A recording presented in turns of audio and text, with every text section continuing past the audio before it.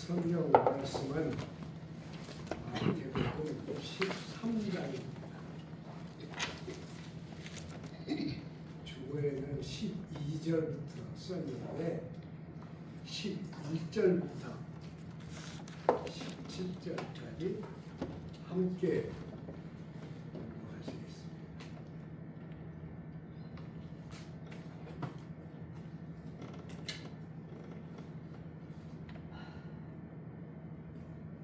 대답하여 이르시되 천국의 비밀을 아는 것이 너희에게는 허락되었으나 그들에게는 아니 되었나니 그릇 있는 자는 받아 넉넉하게 되되 없는 자는 그 있는 것도 빼앗기리라.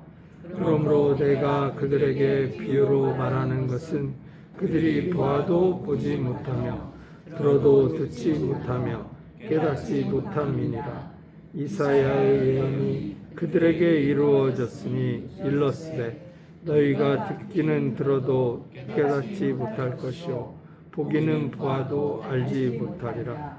이 백성들의 마음이 완악하여져서 그 귀는 듣기에 둔하고 눈은 감았으니 이는 눈으로 보고 귀로 듣고 마음으로 깨달아 돌이켜 내게 고침을 받을까 두려워함이라 하였느니라. 그러나 너희 눈은 봄으로 너희 귀는 들음으로 복이 있도다. 내가 진실로 너희에게 이르노니 많은 선지자와 의인이 너희가 보는 것들을 보고자 하여도 듣지 못하였고 너희가 듣는 것들을 듣고자 하여도 듣지 못하였느니라. 아멘. 거룩하신 하나님,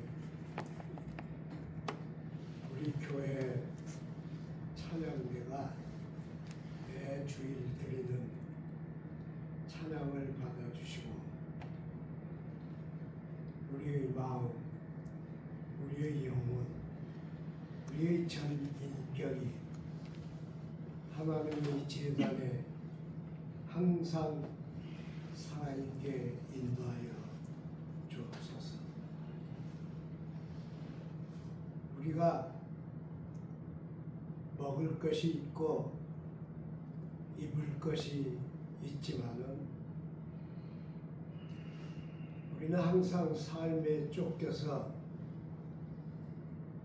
곁을 돌아보지 못했습니다. 우리 자신의 삶에 쫓겨서 약자들을 보지 못합니다.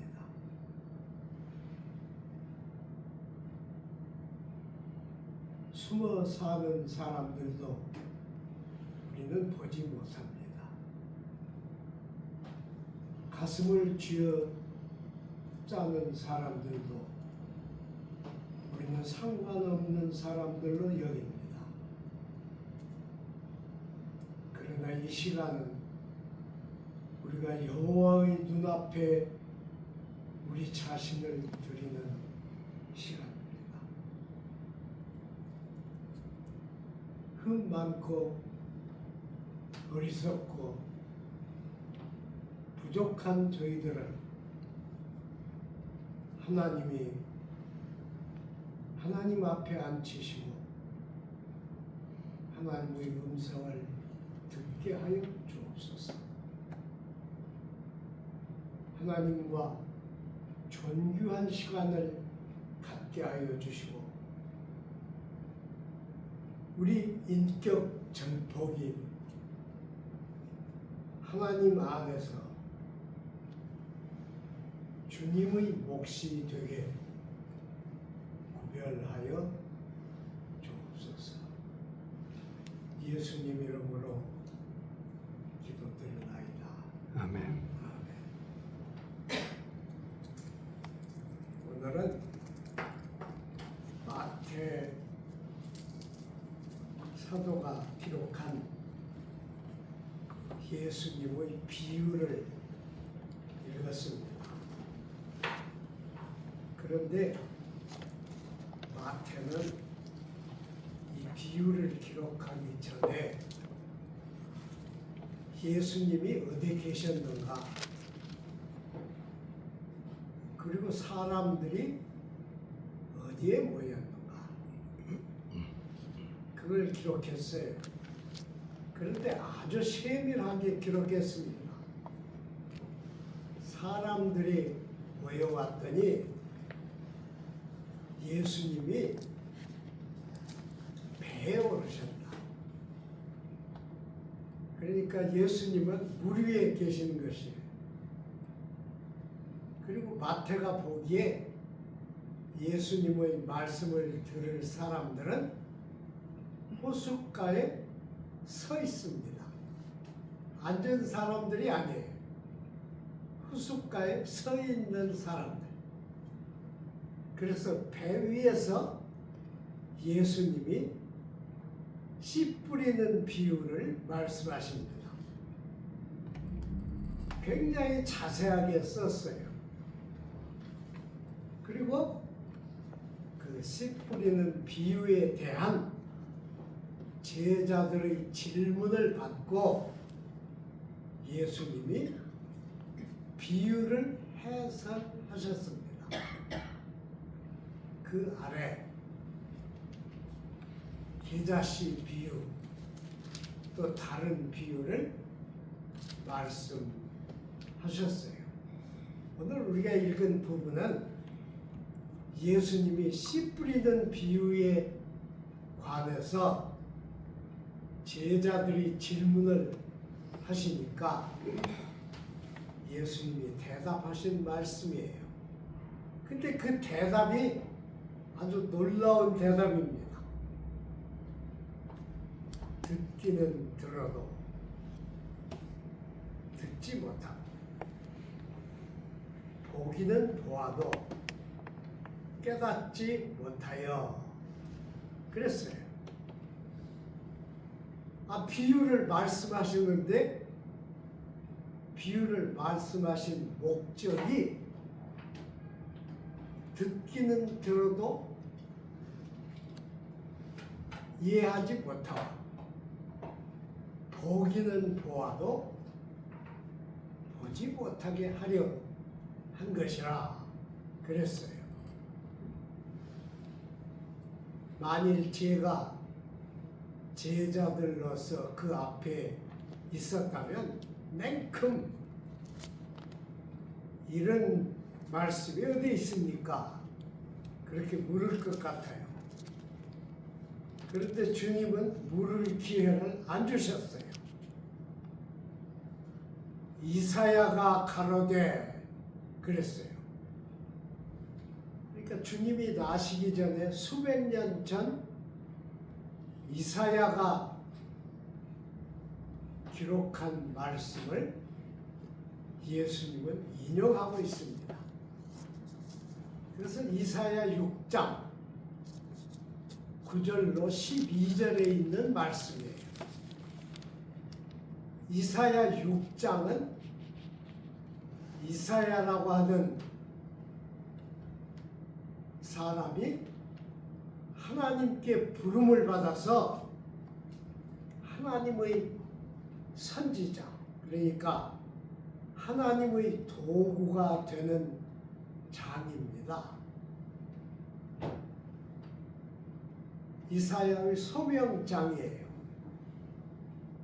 그런데 거기 하나님은 이사야를 부르시면서 너는 이 백성에게 가서 말하라.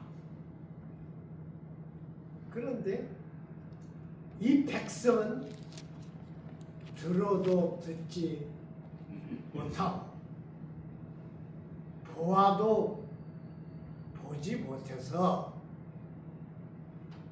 둔하여 깨닫지 못하게 하라. 그러셨어요. 이 하나님의 말씀이 놀라운 말씀이에요. 이사야를 기껏 불러서, 이사야는 보통 사람이 아닙니다. 이사야도 왕족 출신이에요. 그렇게 고귀한 인물을 하나님이 하나님의 도구로 부르셨어요. 부르시는데 이사야는 너무 황송해서 나는 말을 못하는 사람입니다. 입술이 더러운 인간입니다. 그렇게 얘기를 했어요.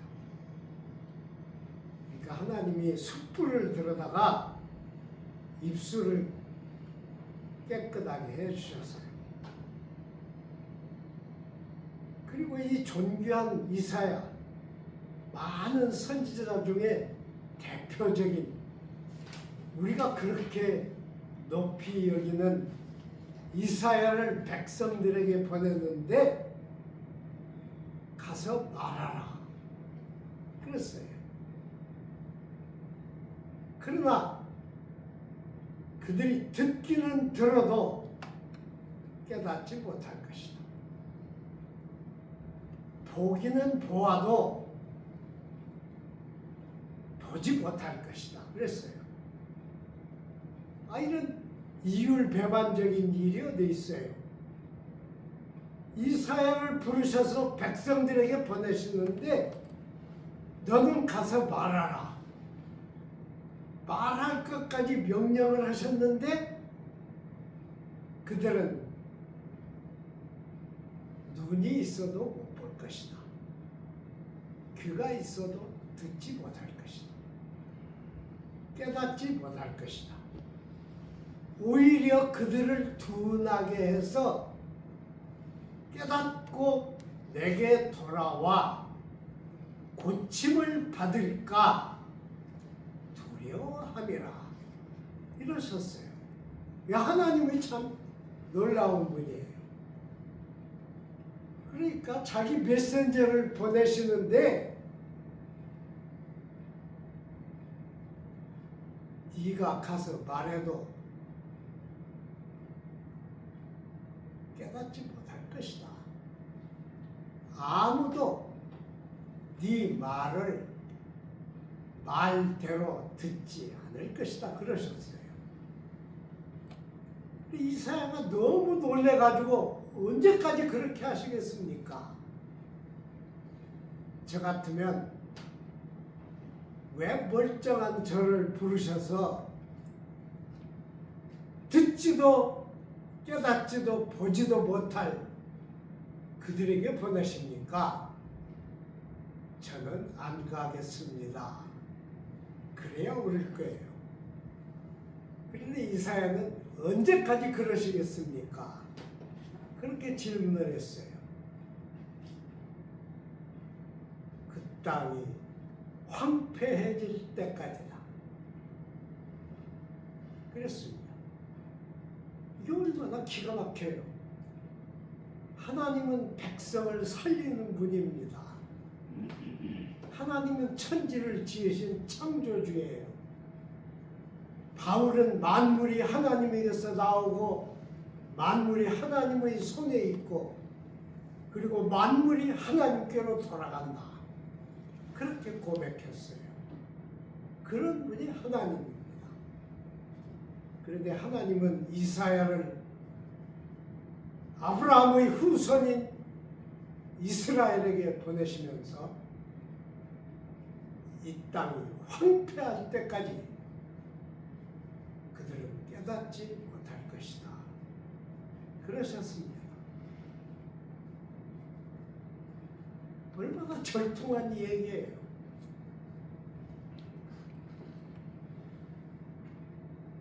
어떻게 황폐해지는가 그러면 모든 백성이 쫓겨나서 자기 땅을 잃어버리고 자기 땅이 황폐해지고 외국 군대가 짓밟고 마치 멸망당하는 땅처럼 멀리 쫓겨나서 황폐해질 때까지다. 그러셨습니다. 놀라운 얘기예요. 예수님이 비유를 말씀하셨는데 예수님도 내가 이 백성들에게 와서 이 백성들에게 말하는데 그들이 듣고 깨달을까 싶어서 비유로 말한다. 그랬었어요. 우리는 비유는 쉽다 그럽니다. 쉽죠. 한글로 적혀 있고 누구나 한글을 읽을 수 있으면 다 비유를 읽습니다. 그러나 우리가 비유를 깨닫고 있습니까? 아니에요. 현대 교회는 예수의 성경을 짓밟는 교회입니다. 그 속에 지혜가 들어있어요.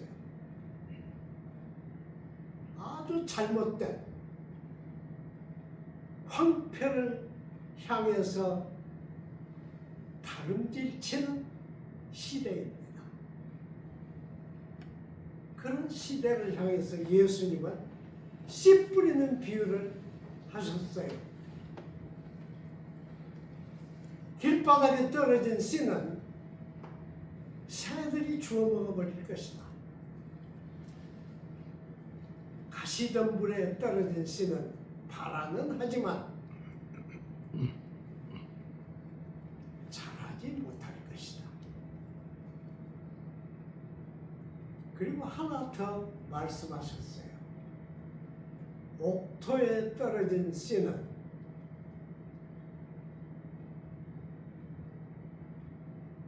100배, 50배, 30배의 결실을 가져올 것이다.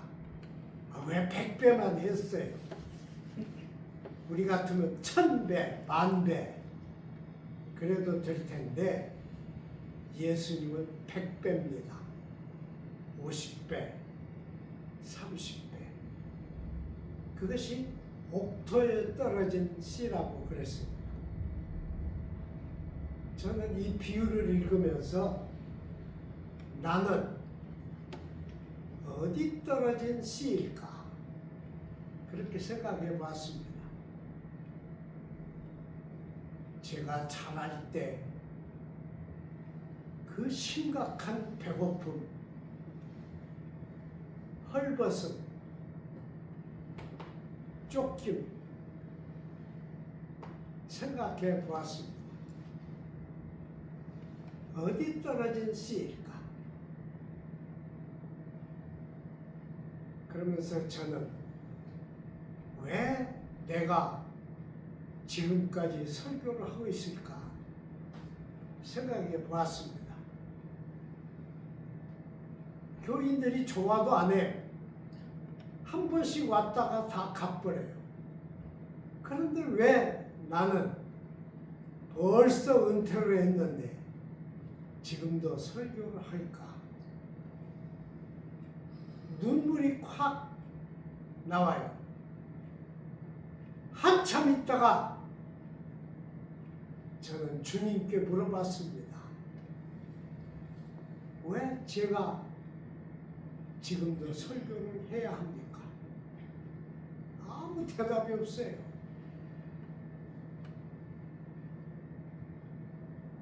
그날 저녁에 차로 들어가면서 번뜩 이런 음성을 들었습니다. 너는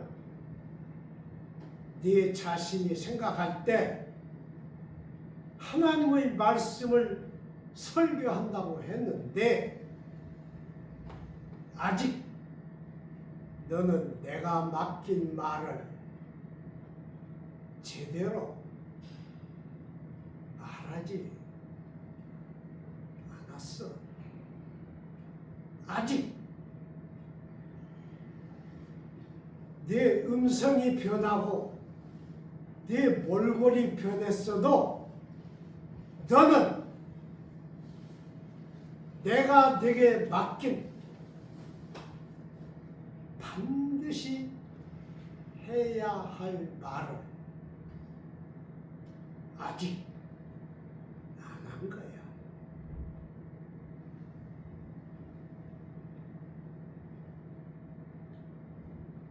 저는 이 성경이 굉장히 귀하다고 생각합니다. 그래서 마태는 자세히 썼어요. 그래서 여기는 씨 뿌리는 비유도 해설이 있고 가라지 비유도 해설이 있어요. 많지 않은 일이에요. 마태는 주님의 해설을 다 적었습니다. 가라지 비유도 마찬가지예요. 모든 파종을 해서 잘 났는데 전혀 알지 못하는 사이에 가라지가 뿌려졌어요. 그릭 말로는 지자니아라고 했어요. 지자니아. 그거 곡식과 비슷한 풀입니다. 뿌린 자가 없어요. 그래서 예수님은 자는 동안에 원수가 뿌렸다. 그렇게 하셨어요. 원수가 뿌린 가라지. 그것은 온 세계에 있는 교회에 다 뿌려졌습니다. 그래서 사도들이 목숨을 걸고 전한 그 하나님의 말씀은 교회에 없습니다. 저네가 만든 말, 저네가 제작한 말, 저네가 생각해낸 말, 저네가 하나님 말씀보다 더 귀하다고 생각하는 것들만 교회에 있습니다. 그래서 교회가 망해가는 거예요. 사람들이 모여서 막 별짓을 다 해도 안 됩니다. 그건 듣기는 들어도 깨닫지 못하고 보기는 보아도 보지 못하기 때문이에요. 우리에게는 이 비유가 말한 깨닫지 못한 도민이 무엇입니까? 쉽다는 거예요. 하나님 말씀은 쉽다. 언제든지 들을 수 있다. 모든 교회가 다 한다. 모든 교회에 가면 언제든지 얼마든지 들을 수 있다. 그게 바로 우리의 깨달음을 가로막는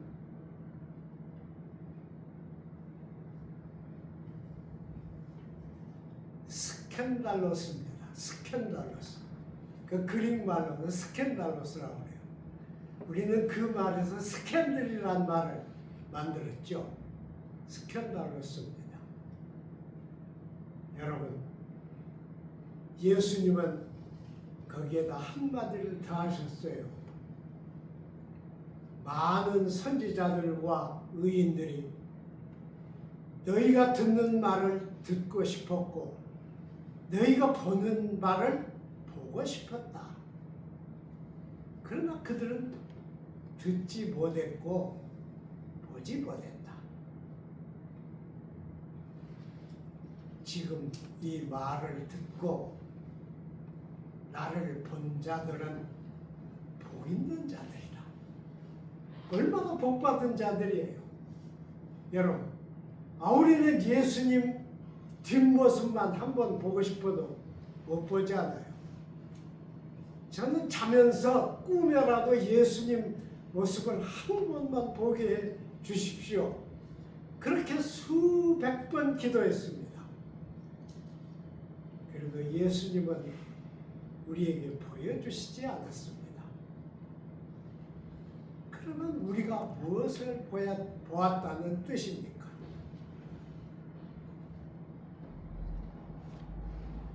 우리와 예수님 사이에 얽혀 있는 그것입니다. 얽혀 있어요. 우리는 자꾸 도망치려고 그래요. 우리는 자꾸 쉽게 하려고 그래요. 우리는 그냥 간단히 하고 끝내려고 그래요. 그래서 주님은 피를 흘리시면서 십자가를 메고 오시면서 우리를 달래십니다. 세상이 변해도 내가 짊어진 이 십자가는 변하지 않는다. 세상이 뒤집어져도 내가 세상에 남긴 이 계시의 말씀은 흔들리지 않는다. 그렇게 주님은 우리에게, 우리 귀 속에, 우리 영혼 속에 말씀하시는 거예요. 여러분, 절대로 비유는 쉽다.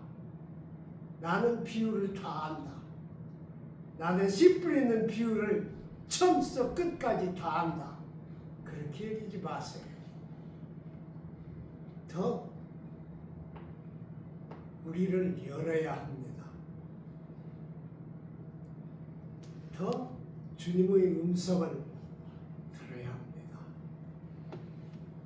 주님의 눈을 보아야 돼요. 주님과 눈을 맞춰야 합니다. 거기, 바로 거기 주님이 우리에게 약속하신 영원이 있습니다. 우리가 죽어도 그치지 않는, 우리가 죽어 없어져도 그걸로 단절되지 않는 예수의 영원이 있어요. 예수의 생명이 있어요. 예수의 약속이 있어요. 예수의 영이 거기 있습니다. 기도하겠습니다. 하나님 아버지, 이 성경 말씀을 우리에게 주신 걸 감사드립니다. 우리는 복받고 복에 겨운 자들입니다. 예수님의 음성을 듣고 예수님과 대화를 나누고 예수님 앞에 무릎을 꿇고 천번 만번 기도를 드린 저희들입니다. 그런데 아직 저희는 깨달음이 없습니다. 명철이 없습니다. 이해가 없습니다. 그래서 우리 영혼은 우리 삶 속에서, 우리 인격 속에서 매일 메마르며 고함치며 고통하고 있는 것입니다. 우리를 불쌍히 여겨 주옵소서.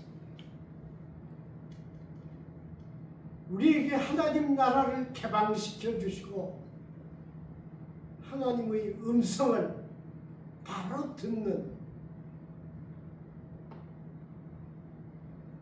영의 귀를 열어 주옵소서.